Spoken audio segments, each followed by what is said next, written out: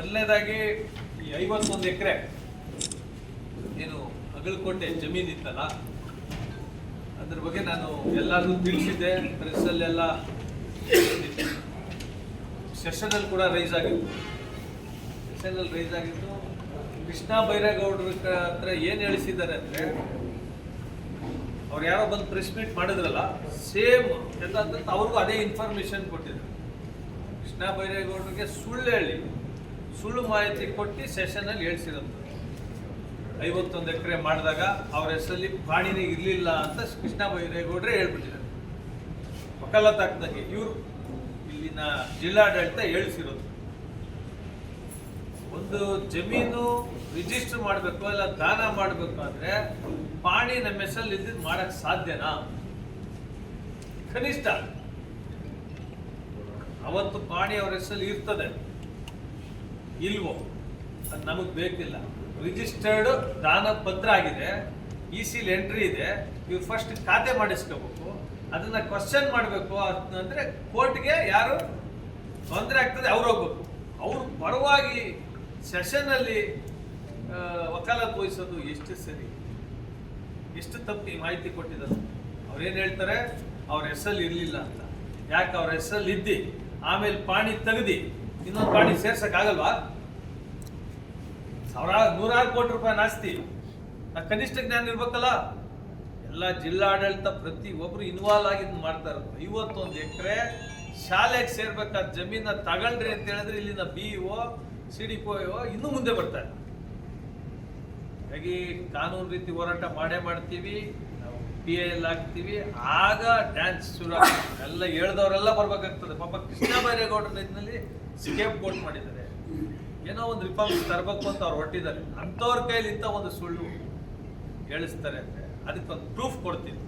51 ಎಕರೆ ಕೊಟ್ಟ ಮೇಲೆ ಏನಾಗಿದೆ ಅಂತ ನೋಡಿ. 51 ಎಕರೆ ಅವರಿಗೆ ದಾನ ಮಾಡಿರ್ತಾರಲ್ಲ, ಆಮೇಲೆ ಇನಾಮ್ ಅಬಾಲಿಷನ್ ಆಕ್ಟ್ ಬರ್ತದೆ. ಎಲ್ಲ ಪ್ರಾಪರ್ಟಿನೂ ಗೌರ್ಮೆಂಟ್ ತಗೊಬಿಡ್ತದೆ. ತಗೊಂಡ ಮೇಲೆ ಮತ್ತೆ ಗ್ರಾಂಟ್ ಮಾಡೋದು, ಮತ್ತೆ ಕೊಡೋದು.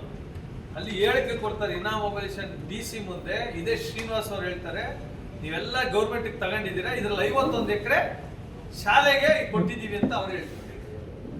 ಆ ಹೇಳಿಕೆ ಕೊಟ್ಟ ಮೇಲೂ ಇವ್ರಿಗೆ ನಮಗಾಗಿದೆ ಅಂತ ಹೇಳ್ತಾರಲ್ಲ, ಅದೇ ಆ ಇನಾಮ್ ಅಬಾಲಿಷನ್ ಆರ್ಡರ್ ಇದೆಲ್ಲ ಅದೇ ಬೋಗಸ್ ಅಂತ ನಾವು ಹೇಳ್ತೀವಿ. ಇನ್ಸರ್ಟ್ ಮಾಡೋದು ಈ ಹೇಳಿಕೆ ಕೊಟ್ಟ ಮೇಲೆ ಗವರ್ನರ್ ಹೆಸರಲ್ಲಿ ಪಾಣಿ ಇದು EC ಬಂದ ಮೇಲೆ ಯಾವುದೇ ಕಾರಣಕ್ಕೂ DC ಅವರು ಮಾಡಲಿಕ್ಕೆ ಬರೋದೇ ಇಲ್ಲ. ಅನುಭವದ ಮೇಲೆ ಹೇಳಿಕೆ ಮೇಲೆ ಆಗೋದು. ಇನ್ನು ಸಾಕಷ್ಟು ನ್ಯೂನತೆಗಳಿದೆ. ಆ 250 ಎಕರೆಗೆ ಸಂಬಂಧಪಟ್ಟಂಗೆ 7 ಎಕರೆ ಇರ್ತದೆ ಊರು ಅಂತ. ಗ್ರಾಮ ಠಾಣದಲ್ಲಿ 30-40 ಸೈಟ್ ಮಾಡ್ಕೊಳ್ಳೋದು ನೋಡಿದ್ದೀವಿ, 60-40 ಮಾಡ್ಕೊಳ್ಳೋದು ನೋಡಿದ್ದೀವಿ. ಒಂದು ಸ್ವಲ್ಪ ಇದ್ರೆ ಇನ್ನೊಂದು 10 ಅಡಿ 20 ಅಡಿ ಎಕ್ಸ್ಟ್ರಾ ಮಾಡ್ಕೊಳ್ತೀವಿ. ಅವಕಾಶ ಇರೋದು ಅಷ್ಟೇನೆ. ಇವ್ರು ಏನ್ ಮಾಡ್ತಾರೆ, ಈಗ ಇದನ್ನ ಗ್ರಾಮ ಠಾಣ ರೆಕಾರ್ಡ್ ಮಾಡ್ಬೇಕು. ಅವ್ರು ರೆಕಾರ್ಡ್ ಮಾಡೋಕ್ಕಾಗಲ್ಲ. ಒಂದೊಂದು ಕುಟುಂಬಕ್ಕೆ 25 ಗುಂಟೆ 30 ಗುಂಟೆ ಬರ್ಕೊಬಿಟ್ಟ.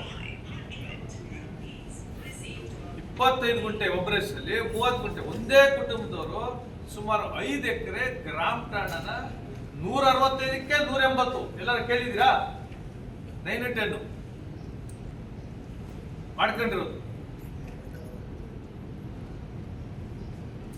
ಮಾಡ್ಕೊಂಡು ಈಗ ಈ ಸ್ವತ್ತು ಮಾಡಕ್ ಕೊಟ್ಟಿದ್ದಾರೆ. ನಿಮ್ ಮುಂದೆ ಏನಕ್ಕೆ ತರ್ತಾ ಇದ್ದೀನಿ ಅಂದ್ರೆ, ಈ ಸ್ವತ್ತು ಮಾಡಕ್ಕೆ 1 ಕೋಟಿ ರೂಪಾಯಿ, ಈ 5 ಎಕರೆ ಮಾಡ್ಕೊಡ್ಲಿಕ್ಕೆ 1 ಕೋಟಿ ರೂಪಾಯಿ ವ್ಯವಹಾರ. 7 ಎಕರೆ ಅಲ್ಲ, ಬರೀ 4 ಚಿಲ್ಲರೆ ಎಕರೆ. ಇವ್ರು ಗ್ರಾಂಟ್ ಮಾಡ್ಕೊಂಡ್ರೆ 4 ಚಿಲ್ಲರೆ, ಒಟ್ಟು 7 ಎಕರೆ ಗ್ರಾಮ ಠಾಣನ ಹೊಡಿಯಕ್ಕೆ. ಇಲ್ಲಿ ಸೈಟ್ಸ್ ಇಲ್ದೇ ಇರೋರು ಕೆಂಸಂದ್ರ ಗುಟ್ಟಳ್ಳಿಲಿ 106 ಜನ ಇದ್ದಾರೆ. ಬಡವರು, ದಲಿತರು, ಅವೆಲ್ಲ ದಲಿತರ ಪರ ಅಂತ ಹೇಳೋದು ರಾಜಕಾರಣಿಗಳು ಮಾಡೋದು ಇಂಥ ಅಲ್ಕ ಕೆಲಸ.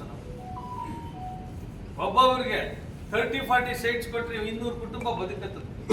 ಒಂದು ಆಸೆ, ಒಂದು ಸೈಟ್ ಸಾಯದೆ ಒಂದು ಆಸೆ ಬಡವರಿಗೆ. ಅಂಥದ್ರಲ್ಲಿ ಒಂದೇ ಕುಟುಂಬ ಏನ್ ಮಾಡಿದ್ದಾರೆ ನೋಡಿ. ನಿಮ್ಗೆಲ್ಲ ಇದು ಕಾಪಿ ಕೊಡ್ತೀನಿ, table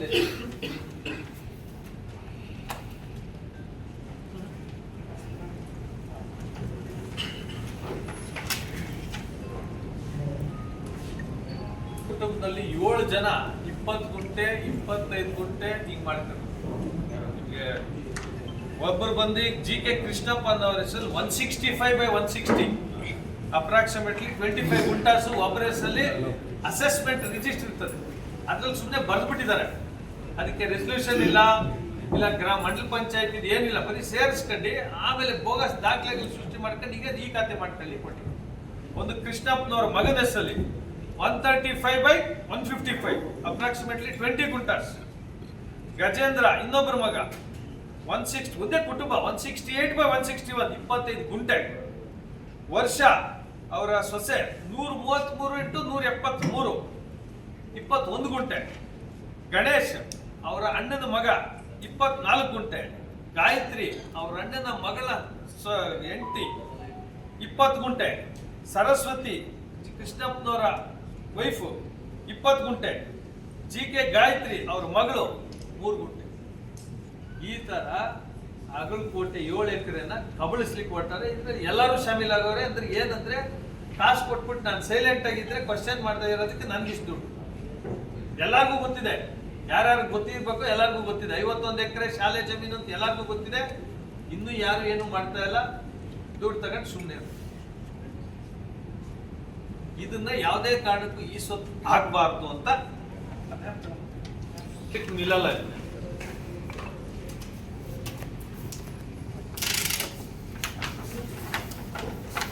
ಅಗಲಕೋಟೆ map, ಅಗಲಕೋಟೆ village map.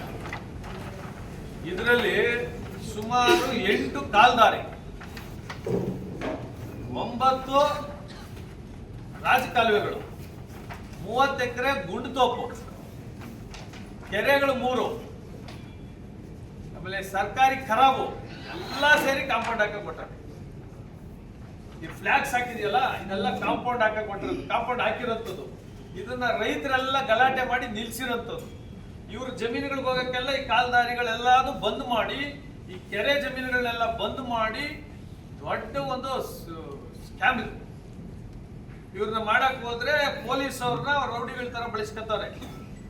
Police ಅವ್ರು ಬಂದು ಹೊಡೆಯೋದು, FIR ಮಾಡೋದು, ಯಾರಿಗೆ ಕಾಂಪೌಂಡ್ ಅಡ್ಡ ಹಾಕ್ಬೇಡ್ರಿ ಅಂತ. ಕಾಂಪೌಂಡ್ ಏನಕ್ಕೆ ಅಡ್ಡ ಹಾಕ್ತಾ ಇದಾರೆ? ಅವ್ರ ಕಾಲ್ದಾರಿ, ಅವ್ರಿಗೂ ರಸ್ತೆ. ಇಲ್ಲಿ ಸ್ಮಶಾನ ಕೂಡ ಇದೆ, ಸ್ಮಶಾನ 3 ಎಕರೆ ಅದನ್ನು ಹೊಡೆದ್ಬಿಟ್ಟವೆ.